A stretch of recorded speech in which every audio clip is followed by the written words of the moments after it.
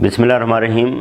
Students, ये हमारा जो है वो चैप्टर नंबर 6 चल रहा है, जिसमें रेजिड्यूज़ और पोल्स की हम जो है वो बात कर रहे हैं। अच्छा, इसमें हम इससे पहले लेक्चर के अंदर जो है वो ये बात की थी कि सिंगुलर पॉइंट किसी भी फंक्शन का, कम्प्लेक्स वैल्यूड फंक्शन का वो जो है वो क्या होता है। ठीक है, सिंगुलर पॉइंट की बात की थी। आप लोगों को पता है सिंगुलर पॉइंट जो है वो पॉइंट होता है कि जहाँ पे जो फंक्शन है वो एनालिटिक नहीं रहता। जहाँ पे फंक्शन जो है वो एनालिटिक ना हो, उस पॉइंट को जो है वो क्या कहते हैं, सिंगुलर पॉइंट कहते हैं। और एनालिटिक की भी हम जो है वैसे पहले वीडियोस के अंदर जो है वो बात करके आ चुके हैं कि कब फंक्शन जो है वो एनालिटिक नहीं होता, जहाँ पे उसका जो है वो डेरिवेटिव एग्जिस्ट नहीं करता, और भी जो है वो तफसीलन उसकी बातें हुई थी। इसके बाद आइसोलेटेड सिंगुलर पॉइंट। अब आइसोलेटेड सिंगुलर पॉइंट का मतलब ये है कि उस पॉइंट के ऊपर तो जो है वो जो है वो सिंगुलर है, लेकिन उसके इर्द गिर्द नेबरहुड के अंदर जो है वो सिंगुलैरिटी मौजूद नहीं है। इसको आइसोलेटेड सिंगुलर पॉइंट कहते हैं। और यहाँ पे हमने जो है वो आइसोलेटेड सिंगुलर पॉइंट के लिए जो है वो बात की थी, जिसका लिए हमने लफ्ज़ भी यूज़ किया था डिलीटेड रीजन।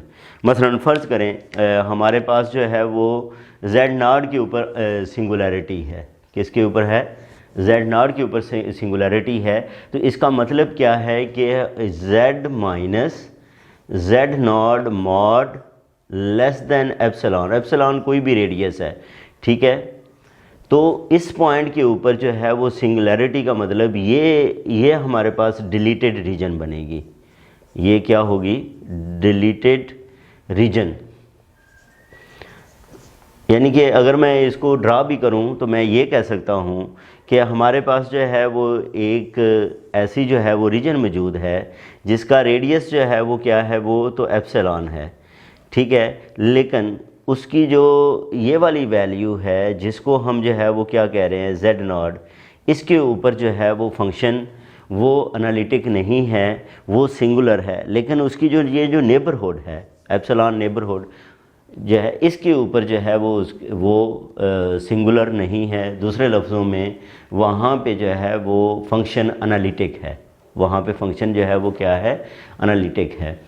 अब फिर उसके बाद हमने उस वीडियो के अंदर जो है वो ये वाली बात की थी, ये 3 एग्जांपल्स हमने जो है वो डिस्कस की थी, एग्जांपल नंबर 1, 2 और 3। ये भी जो तीनों एग्जांपल्स हैं ये बड़ी तरतीब से जो है वो एक कंसेप्ट्स को जो है वो क्लियर करती हैं। जिसमें यहाँ पे ये देखें कि ये जो z = 0 है, इसके ऊपर इस जो है ये फंक्शन एनालिटिक नहीं है। दूसरे लफ्ज़ों में z = 0 के ऊपर फंक्शन जो है वो क्या है, वो सिंगुलर है, ठीक है। फंक्शन क्या है? सिंगुलर है। और ये आइसोलेटेड सिंगुलैरिटी है। Isolated singularity. आइसोलेटेड का मतलब क्या है? आइसोलेशन में है। सिर्फ z = 0 के ऊपर जो है वो ये सिंगुलर है, लेकिन 0 के इर्द गिर्द, मसलन जैसे ये 0 है, अगर हम रियल लाइन के अंदर बात करें तो ये देखें जो है वो आप लोगों की जो है वो इसके करीब जो है वो कम से कम कोई भी छोटा सा भी आप रेडियस ले सकें जिसके अंदर ये फंक्शन जो है वो बाकी तमाम वैल्यूज़ के ऊपर एनालिटिक हो। इस वैल्यू के ऊपर जो है ये एनालिटिक नहीं है, ठीक है। या जैसे जो है वो यहाँ पे z² + 1 है, तो यहाँ से z² - 1 और z² i², तो यहाँ से z किसके इक्वल आ जाएगा, ± i। अब अगर हम जो है वो इसको ड्रा करें, ये इससे पहले वीडियो के अंदर जो है वो सारी बातें हो चुकी हैं। अब इसको ड्रा करें तो ये आयोटा आता है और ये क्या आता है, ये -i आता है। तो आयोटा के ऊपर भी जो है आइसोलेटेड सिंगुलैरिटी है, क्योंकि हम इसके इर्द गिर्द हम एक जो है वो कर्व जो है वो ड्रा कर सकते हैं, नेबरहुड जो है वो डिफ़ाइन कर सकते हैं, जिसमें आयोटा के अलावा बाकी तमाम वैल्यूज़ के ऊपर जो है ये फंक्शन जो है वो एनालिटिक है, ठीक है। इसी तरह हम -i के ऊपर भी जो है, तो ये जो तीनों सिंगुलैरिटीज़ हैं ये आइसोलेटेड जो है वो सिंगुलैरिटीज़ हैं।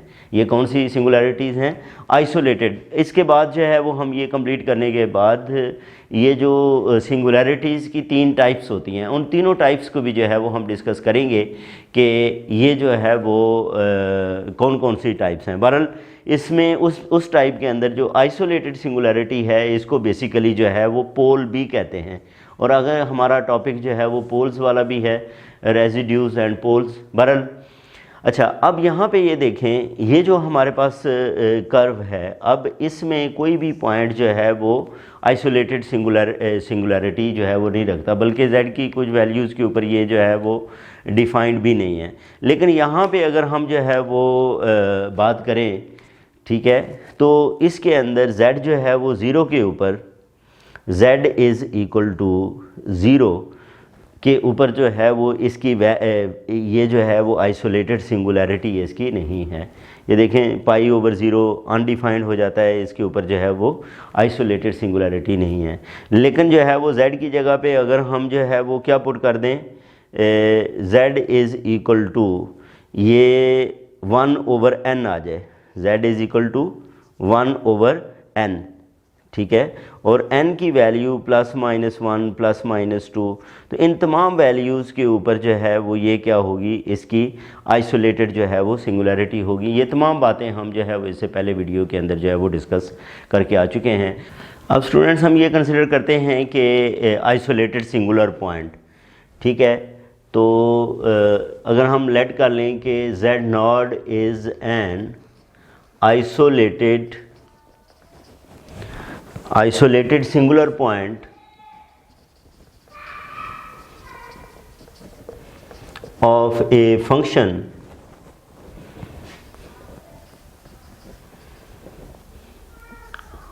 यानी कि f ऑफ z का ये जो है वो हमारे पास क्या है, ये आइसोलेटेड जो है वो सिंगुलर पॉइंट है। तो अब इसकी डेफिनेशन क्या बनेगी, जैसे मैं पहले जो है वो डिफ़ाइन करके आया हूँ कि इस पॉइंट के अलावा जो है वो इसकी नेबरहुड के अंदर जो है वो फंक्शन क्या होगा, वो एनालिटिक होगा। Then there exist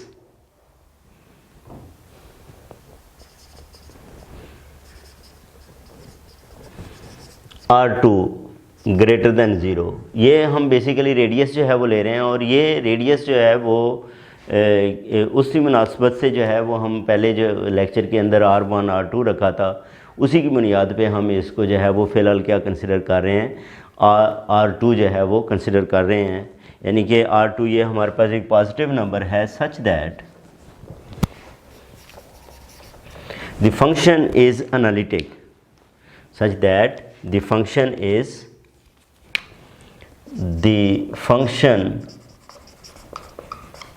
is analytic in the punctured domain। यानी कि पंक्चर्ड डोमेन जैसे मैंने यहाँ पे बात की कि zero less than z minus z mod less than R2।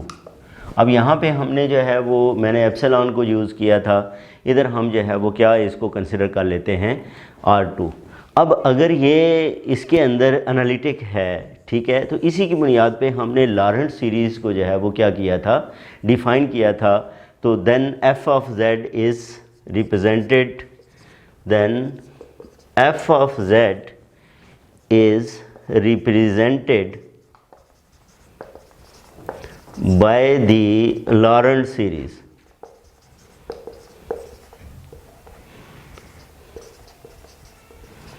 अब इसके लिए हम लॉरेंट सीरीज़ को डिफ़ाइन कर सकते हैं कि f ऑफ z किसके इक्वल है, सिग्मा। अगर मैं इसको अलग-अलग लिखूं, और बेसिकली अब हमने सिंगुलर पॉइंट की वजह से हमने इसका जो सेकंड पार्ट है उसको जो है वो मेनली डिस्कस करना है। बहरहाल sigma n is equal to 0 to infinity a n। ये जो हमारे पास यहाँ पे इसके जो है वो स्टूडेंट्स दो पार्ट बनते हैं, एक z minus z not raise to power n, और दूसरा जो डिवीज़न वाला पार्ट है उसको हम ओपन करके भी लिख सकते हैं। वैसे भी जो है वो लिखा जा सकता है, ओपन करके लिखें तो वो आएगा a1 over z minus z naught plus a2 over z minus z naught इसका square plus so on an over z minus z not raise to power n plus so on. अगर students आप लोगों ने Laurent series का जो है वो lecture जो है वो नहीं जो है वो देखा, तो आप जो है वो लाजमी लॉरेंट सीरीज़ से रिलेटेड जो लेक्चर है उसको जो है वो आप लाजमी सुने। अच्छा, अब यहाँ पे ए एन और सॉरी ये जो है वो मैंने ए इधर यूज़ किया है, तो इधर ए नहीं यूज़ कर सकते, इधर हम जो है वो क्या कर लेते हैं, इसको जो है वो बी से रिप्रेजेंट कर लेते हैं। अब यहाँ पे जो कोएफिशिएंट्स हैं ए एन कोएफिशिएंट और बी एन, ए एन जो है वो हमारे पास 1/2 पाई आयोटा, ठीक है, और ये क्या आएगा f of Z over z minus Z not raise to power n+1 dz आ जाएगा।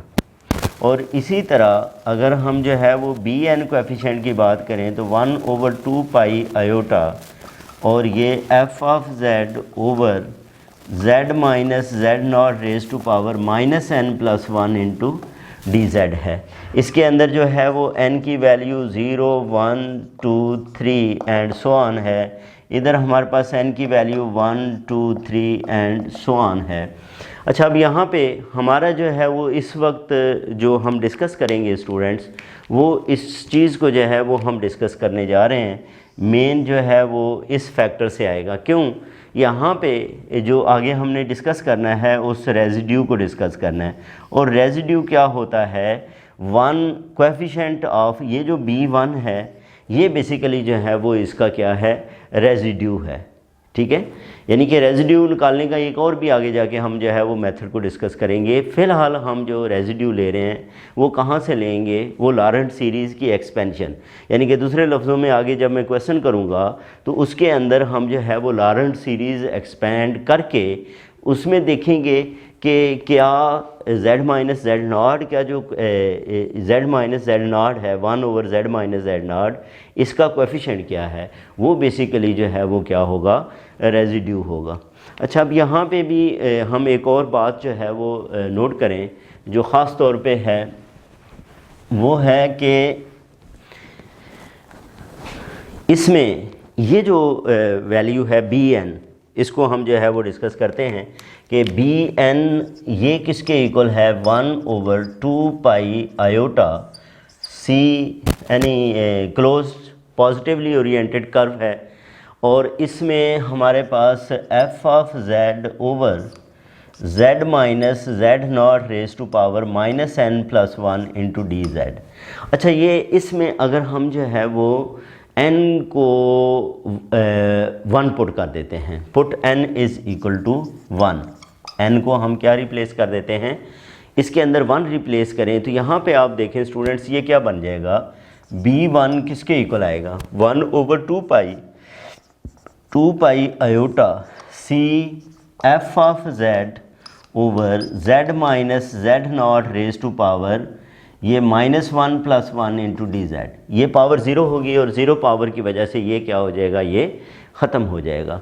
तो यहाँ से हमारे पास ये फिर क्या बन जाएगा, इस 2 पाई आयोटा को भी आप इधर मल्टीप्लाई कर दें और ये पावर 0 की वजह से ये 1 हो जाएगा। तो यहाँ से हम एक इंटीग्रल लिख सकते हैं, वो क्या, c f of z d z is equal to 2 pi iota, और उसके बाद ये B1 है, ये क्या है, B1 है। ये जो B1 है बेसिकली इधर आप लॉरेंट सीरीज़ के अंदर देखें तो ये B1 जो है वो 1/z माइनस जेड नॉट का जो है वो कोएफिशिएंट बनता है। तो यहाँ से हमारे पास एक बात हमें जो है वो यहाँ से क्लियर हो रही है, वो क्या है कि हम इसको, इस रिलेशन को इस्तेमाल कर सकते हैं किसके लिए, इस तरह के जो इंटीग्रल्स हैं, इंटीग्रल्स को सॉल्व करने के हवाले से हमारे पास जो है वो क्या आ सकता है, ये वाली जो है वो हम उन इंटीग्रल्स को जो है वो सॉल्व कर सकते हैं।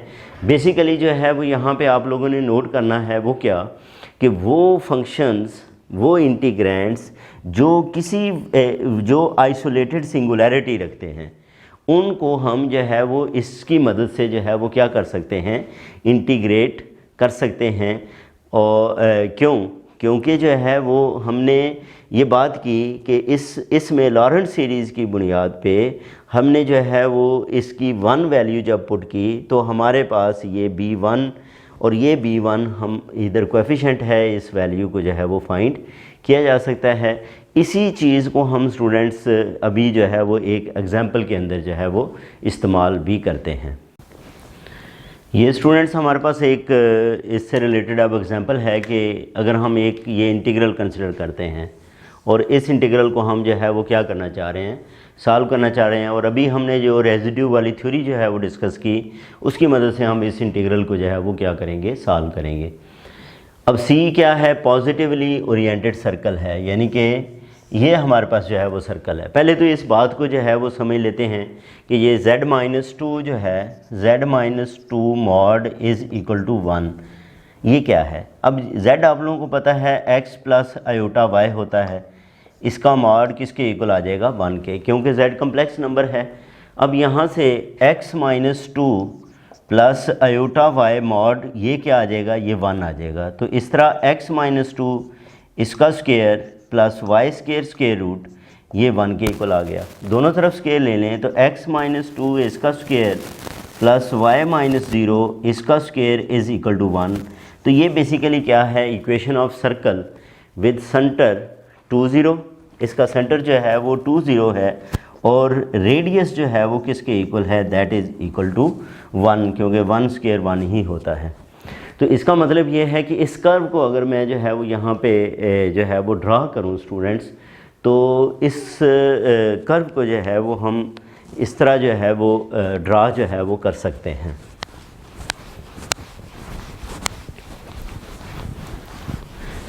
ये जो हमारे पास है कर्व, ये हमारे पास आ जाएगी x एक्सिस y एक्सिस अगर हम जो है वो ड्रा करें और गैन डायग्राम कम्प्लेक्स नंबर्स के अंदर, तो ये देखें ये हमारा रियल एक्सिस है और ये इमेजिनरी एक्सिस है। अब पॉइंट जो है वो ये 0 0, ये 1, ये 2, ये 3, ये क्या आ गया, 4 आ गया। इसी तरह 1 2 3 और ये 4 आ गया। अब 2 0 पे इसका सेंटर है, तो ये 2 0 के ऊपर जो है वो क्या आ जाएगा, इसका सेंटर आ जाएगा। और रेडियस कितना है, 1, तो 1 रेडियस है, तो इस तरह ये जो है वो ये सर्कल बनेगा।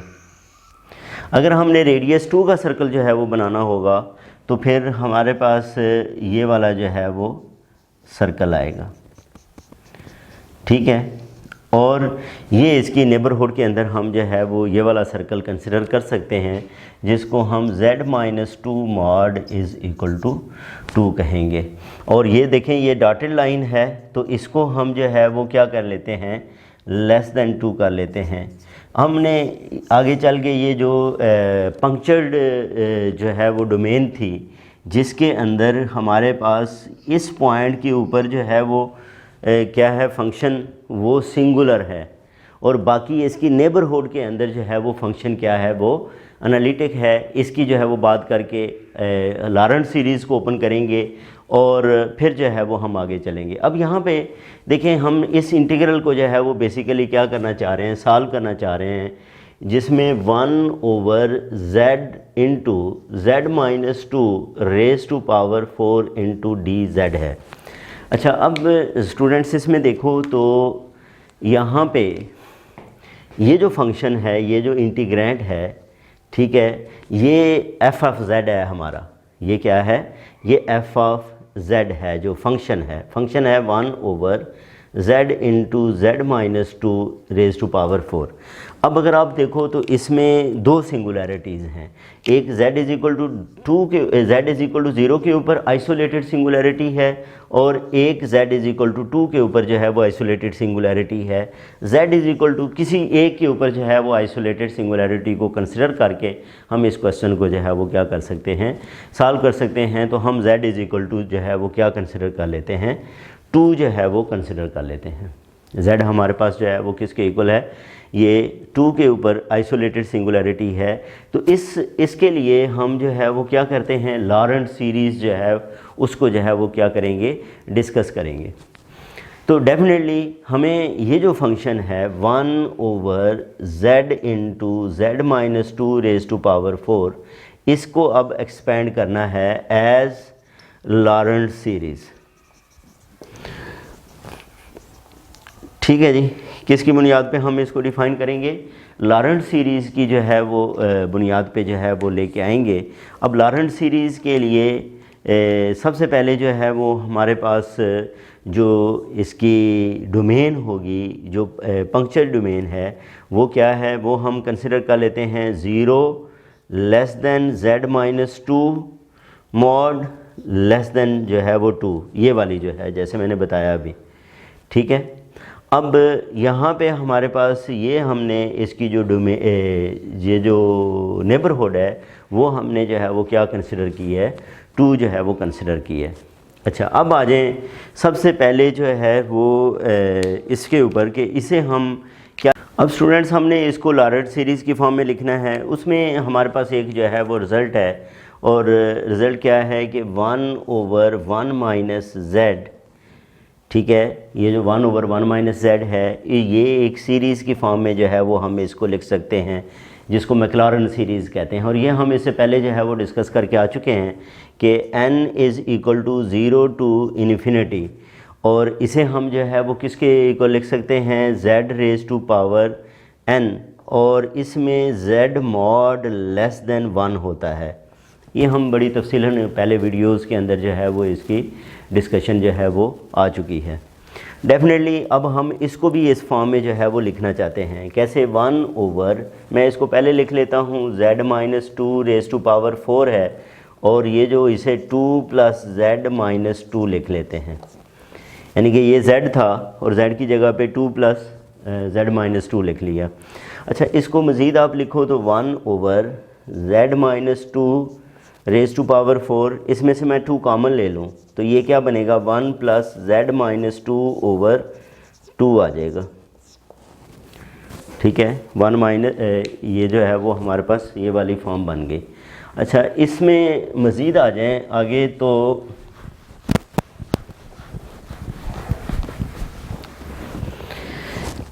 ये क्या बनता है, that is equal to 1/2 z-2 raise to power 4, z-2 raise to power 4, इसको आप लिख लें 1/1 माइनस z-2/2, और इसके साथ माइनस b है, ये मैंने 2 माइनस लगा दिए हैं।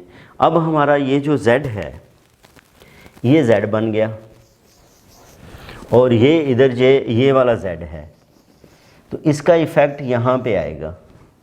यानी कि इसके मुताबिक अगर हम ये लिखें तो लिख सकते हैं 1/2 z-2 रेज़ टू पावर 4, एक बात, और फिर sigma n is equal to 0 to infinity, इसकी जगह पे sigma n is equal to 0 to infinity.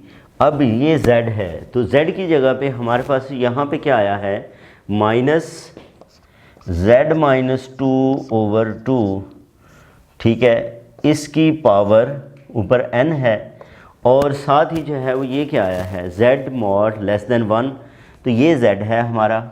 ठीक है, z क्या है, माइनस z-2/2, और इसका मॉड ये क्या आना है, लेस दैन 1 आ जाना है, ये क्या है, लेस दैन 1 है। अब हम इसको मज़ीद जो है वो सिंप्लीफाई करें तो 1/2 z-2 रेज़ टू पावर 4, ठीक है, और ये आ जाएगा sigma n is equal to 0 to infinity -1 raise to power n z-2 raise to power n over 2 raise to power n, ये बनेगा। इधर मॉड से माइनस ख़त्म हो गया, z-2 mod over 2 less than 1 आ गया।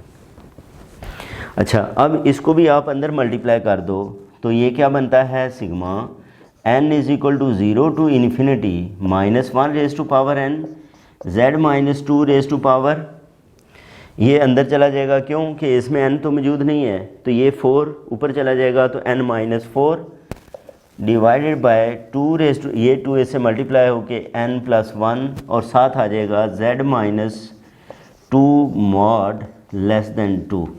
अब ये देखें, यही मैंने जो है वो डोमेन इधर जो है वो इससे पहले यहाँ पे जो डोमेन जो है वो बनाई थी वो सर्कल वाली वो इसके मुताबिक ही थी। अब हम जो है वो इसमें से हमें कौन सी जो है वो वैल्यू चाहिए। लॉरेंट सीरीज़ में मैंने कहा था कि रेजिड्यू जो है वो क्या होता है, वो कोएफिशिएंट होता है किसका, 1/z माइनस जेड नॉट का। वो किसका कोएफिशिएंट होता है, 1 माइनस जेड नॉट का कोएफिशिएंट होता है। तो n को मैं अगर 3 पुट करूँगा तो पावर -1 आएगी। तो ये वाली वैल्यू हम यहाँ से निकाल लेते हैं। n को जो है वो क्या पुट करना है, ये जो है वो 3, ठीक है। यहाँ पे मैं क्या पुट करता हूँ, n को 3 जो है वो रिप्लेस कर देता हूँ। अब n को मैं 3 रिप्लेस करूँ तो हमारे पास टर्म इन्वॉल्विंग 1/z माइनस 2, ठीक है, वो वाली जो टर्म है वो आ जाएगी। और वो क्या आएगी, n को मैं पुट कर रहा हूँ 3, तो ये -1 raise to power 3, z minus 2 raise to power -1 over 2 raise to power 3 + 1। ये जो 3 - 4 है ये क्या आ गया है, ये -1 आ गया है। तो यहाँ से आप जो है वो माइनस और 1/2 रेज़ टू पावर 4 16, और ये साथ जो है वो क्या आ जाएगा 1/z माइनस 2, ठीक। अब आप ये देखें तो जो B1 है हमारे पास, इसका कोएफिशिएंट होगा B1 जो है, या रेजिड्यू जो है वो क्या होगा, B1 किसके इक्वल आ गया, -1/16 के इक्वल आ गया, ठीक है। इसको आप जो है वो रेजिड्यू भी लिख सकते हैं। Residue z is equal to of the function at z is equal to 2, वो हमारे पास -1/16 आ गया।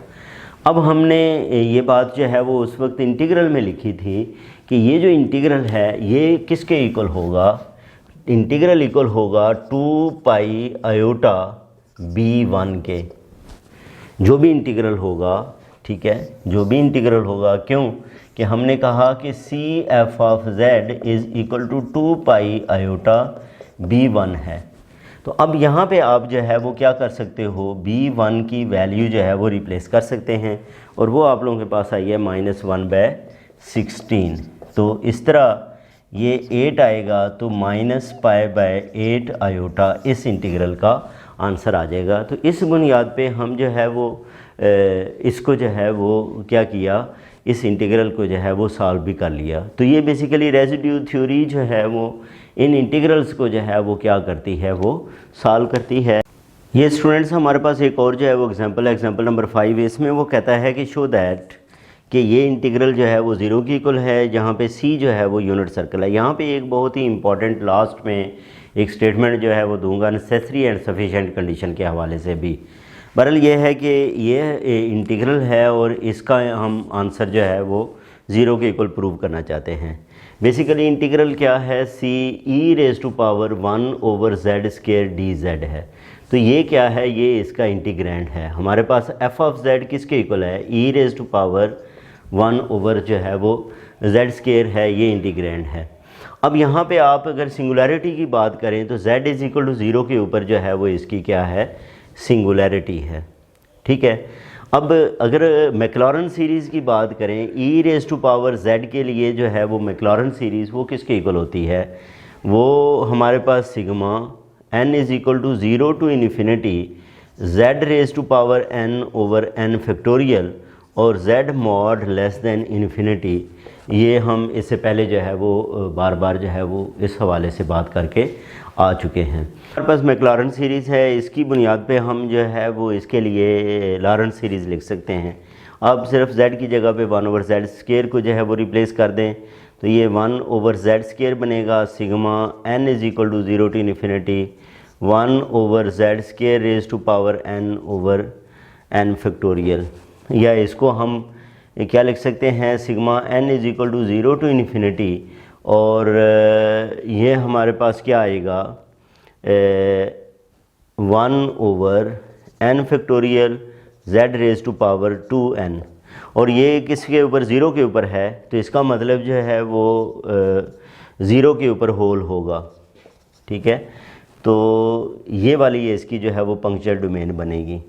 अच्छा, इसमें अगर हम इसको ओपन करके लिखें तो स्टूडेंट ये देखें, n को 0 पुट करें तो 1/0 factorial z raise to power 0 वो 1 आ जाएगा, फिर 1/1 factorial z raise to power 2 आ जाएगा, फिर 1/2 factorial z raise to power 4 आ जाएगा, क्योंकि इसमें जो पावर है वो क्या आनी है, वो इवन पावर आनी है, आड पावर नहीं आएगी।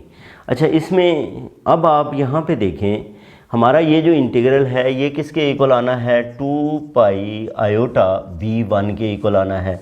अब b1 क्या होगा, इसका कोएफिशिएंट ऑफ 1/z होगा। अब अगर आप यहाँ पे देखें तो ये 1/1 प्लस 0 इंटू 1/z आता है, फिर 1/1 फैक्टोरियल इंटू z² आता है प्लस सो ऑन। इसका मतलब इसका कोएफिशिएंट 0 है तो b1 हमारे पास 0 आएगा, इसकी जगह पे 0 रिप्लेस करो तो 2 पाई आयोटा इंटू 0, तो इसका आंसर जो है वो 0 आ जाएगा।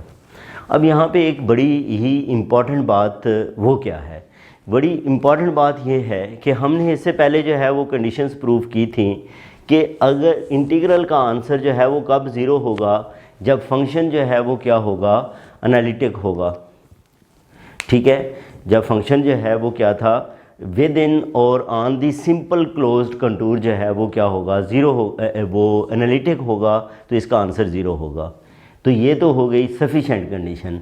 अब नेसेसरी कंडीशन क्या होती है कि ये लाजमी हो, ऐसा नहीं है, बल्कि जो है वो हमने ये देखा कि जो आइसोलेटेड सिंगुलैरिटी की बुनियाद पे भी इसका आंसर जो है वो 0 आ सकता है। तो इसका मतलब ये जो कंडीशन है ये सफिशेंट है, नेसेसरी नहीं है। तो ये था स्टूडेंट्स हमारा थोड़ा सा जो है वो आइसोलेटेड सिंगुलैरिटी की बुनियाद पे जो है वो टॉपिक था। नेक्स्ट वीडियो के अंदर जो है वो हमने डिस्कस करना है कॉशीज़ रेजिड्यू थ्योरम, और उसकी बुनियाद पे फिर हम कुछ क्वेश्चंस को भी जो है वो सॉल्व करेंगे। इससे पहले हम अगर हो सका तो एक्सरसाइज के भी जो है वो क्वेश्चन जो है वो ले लेंगे। अपना ख्याल रखें, अल्लाह हाफ़िज़।